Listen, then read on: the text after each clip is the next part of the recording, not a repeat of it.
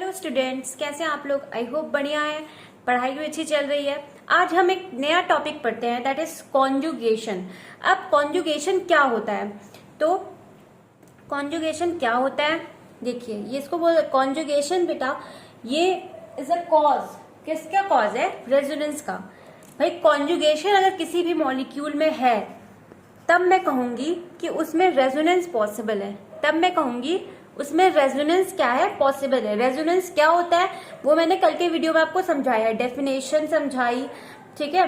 आज हम कॉन्जुगेशन देखेंगे। किसी भी मॉलिक्यूल में अगर कॉन्जुगेशन है तो दिस इज अ कॉज, किसका? Of resonance.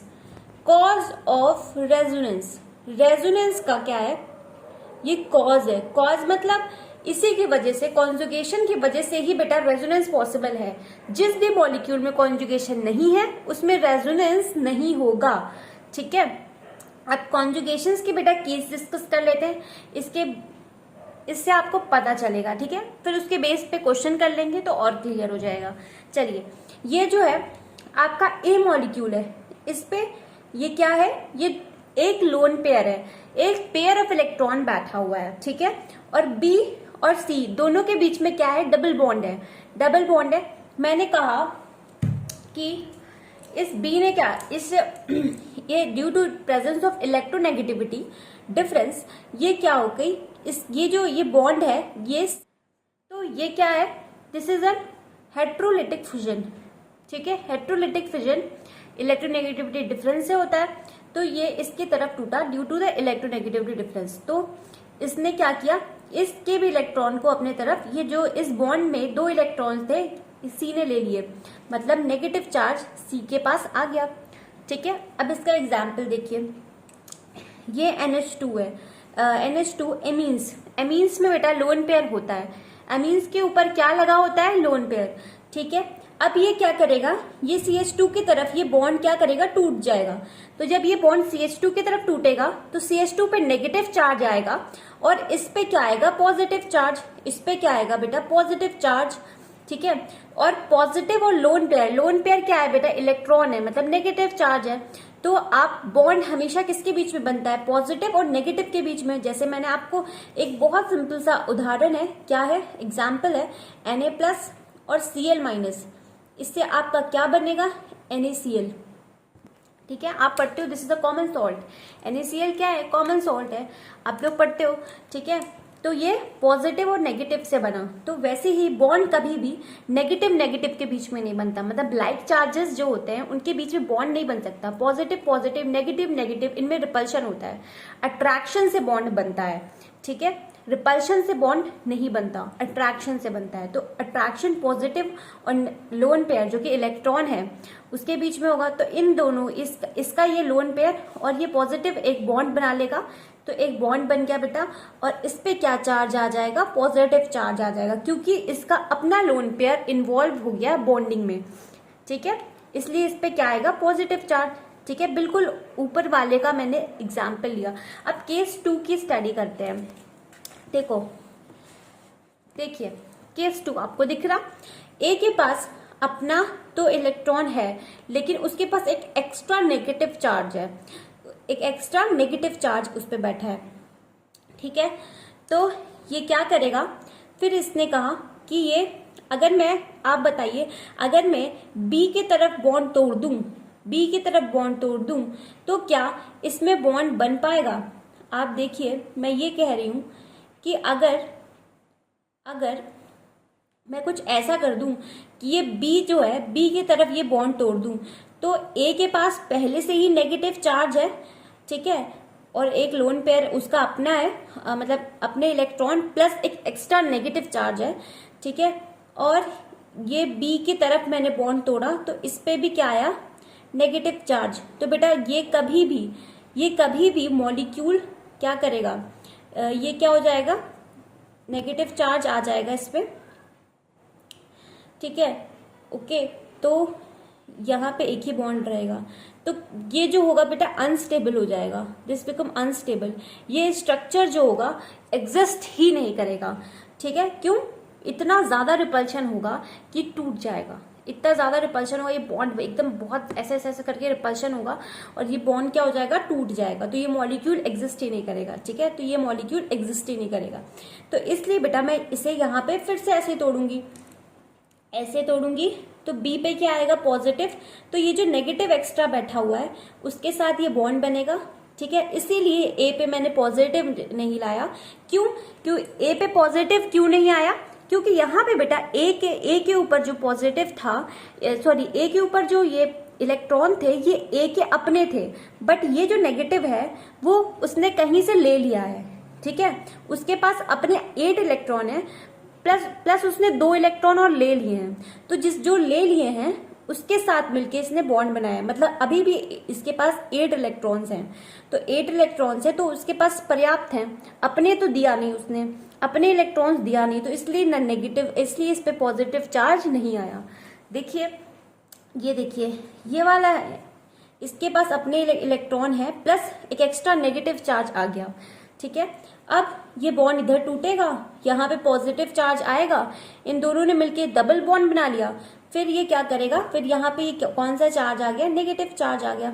समझ गया आप, समझ गया। देखिए अब केस 3 के डिस्कस कर लेते हैं, ठीक है।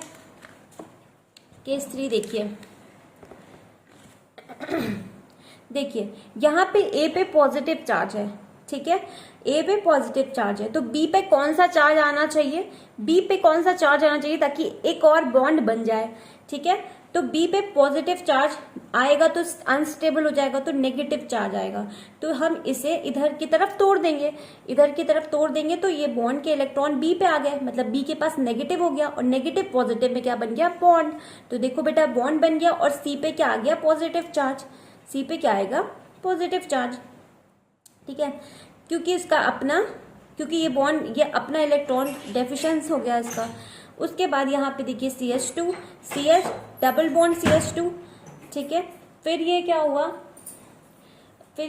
यहाँ पे ये जो है फिर से अपने बॉन्ड को इधर तोड़ा, ठीक है। इस पे नेगेटिव चार्ज आया और नेगेटिव प्लस और माइनस में बॉन्ड बन गया और यहाँ पे प्लस आ गया। प्लस इसलिए क्योंकि इसका भी इलेक्ट्रॉन इसने ले लिया, ठीक है। इसका भी इलेक्ट्रॉन इसने ले लिया तो इस पे क्या आ गया, प्लस आ गया, ठीक है। ये बॉन्ड पूरा का पूरा यहाँ टूटने का मतलब ये पूरा इलेक्ट्रॉन इसने ले लिया, ठीक है। इसके पास नेगेटिव चार्ज आ गया तो इसका भी ले लिया, इसलिए डेफिशिएंसी है, इसलिए पॉजिटिव चार्ज आ जाएगा। आई होप आपको समझ में आया हो। अब चलिए केस 4 के बारे में बात कर लेते हैं। देखिए यहाँ पे ये है, ए है, ठीक है। ए है, इसके पास वेकेंट ऑर्बिटल है। ऐसे बहुत सारे एलिमेंट होते हैं जिनके पास वेकेंट ऑर्बिटल होते हैं, ठीक है। बहुत सारे ऐसे एटम्स होते हैं जिनके पास क्या होते हैं, वेकेंट ऑर्बिटल होते हैं। तो वैसे ही ए भी है जिसके पास वेकेंट खाली ऑर्बिटल है। तो जिसके पास खाली ऑर्बिटल है वो क्या करता है, लोन पेयर को एक्सेप्ट करने की क्षमता होती है उसके पास। तो क्या होता है, लुईस एसिड होता है, लुईस एसिड होता है, ठीक। अब फिर से क्या करते हैं, अब यहाँ पे ये क्या है, ये जहां भी लोन पेयर देखेगा उससे एक्सेप्ट कर लेगा, ठीक है। तो ये बॉन्ड कहाँ टूटना चाहिए तब इनके बीच में बॉन्ड बन पाए, तो आप बताइए। तो ये बॉन्ड जो होगा ऐसे टूटेगा, जब ऐसे टूटेगा तो यहाँ पे क्या आएगा, नेगेटिव, मतलब यहाँ पे नेगेटिव चार्ज, मतलब लोन पेयर्स, ये दोनों के इलेक्ट्रॉन्स क्या आ जाएंगे, यहाँ पे आ जाएंगे। तो अब इन दोनों के बीच में बॉन्ड बन जाएगा, ठीक है। तो देखिए ए नेगेटिव, क्योंकि इसने इलेक्ट्रॉन इस वाले में रख लिए, ठीक है। पहले ये न्यूट्रल मॉलिक्यूल था, बस इसके पास एक वेकेंट ऑर्बिटल थे, ठीक है। जैसे कि आपने पढ़ा होगा, आपने पढ़ा होगा BF3। ये क्या है, ये एक इलेक्ट्रॉन डेफिशिएंट है, ठीक है। 6 इलेक्ट्रॉन होते हैं।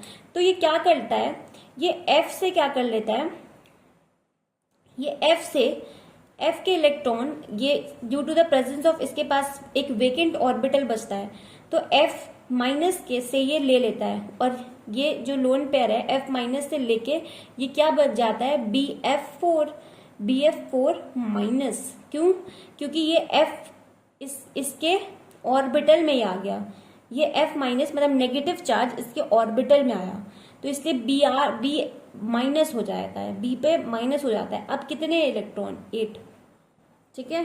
तो इसने क्या किया, अपनी वैलेंसी पूरी करने के लिए इसने ऐसा किया। तो वही चीज यहाँ पे भी है, ठीक है।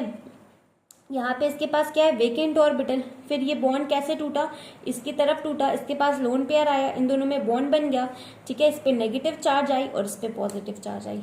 आई होप आपको समझ में आया हो।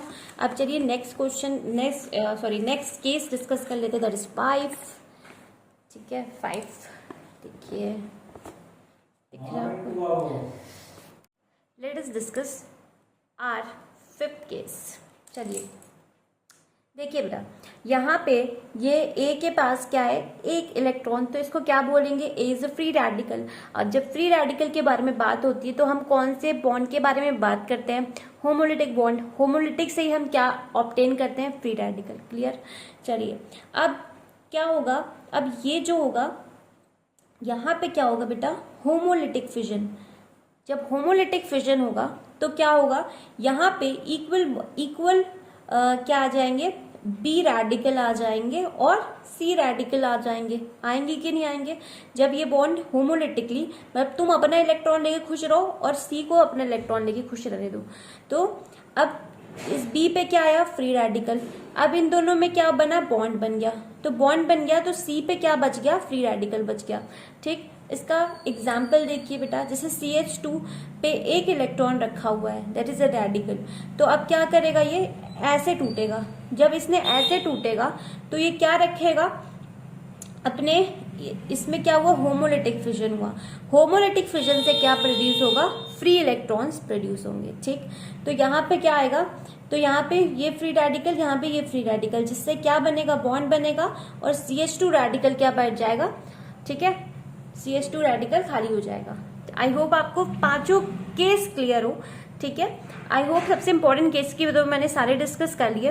अब आगे की वीडियोस में मैं डिस्कस करूंगी अबाउट द क्वेश्चन, कैसे हम कॉन्जुगेशन से रेजोनेंस शो करेंगे। ठीक है, बाय कॉन्जुगेशन हम कैसे रेजोनेंस शो करेंगे। ठीक है, रेजोनेंस क्या होता है तो मैंने बता ही दिया आपको, लेकिन मैंने आपको एग्जाम्पल्स के थ्रू नहीं दिखाया। तो कॉन्जुगेशन पढ़ाना जरूरी था, क्योंकि कॉन्जुगेशन से आप क्या, मतलब कॉन्जुगेशन ही क्या है, कॉज है किसका, रेजोनेंस का। इसी की वजह से आप किसी भी मॉलिक्यूल में अगर कॉन्जुगेशन है तभी आप रेजोनेंस पढ़ सकते हो। तो कल के वीडियो में हम डिस्कस करेंगे कि कैसे आप कॉन्जुगेशन देखोगे किसी मॉलिक्यूल में और उसके थ्रू आप रेजोनेंस कैसे एक्सप्लेन करोगे। ठीक है, तो आई होप आज का वीडियो आपको क्लियर हो। ठीक है, आगे हम डिस्कस करते हैं। तो चलिए ऐसे ही पढ़ते रहिए। ठीक है, मेरे वीडियोस आते रहेंगे। आई होप अगर आपको पसंद आया हो तो प्लीज़ लाइक कीजिए। ठीक है, चलिए बाय बाय। और अगर किसी चीज़ में भी आपको कोई भी कंफ्यूजन क्रिएट हुआ हो तो प्लीज़ डिस्कस कीजिए कमेंट सेशन में। चलिए बाय बाय।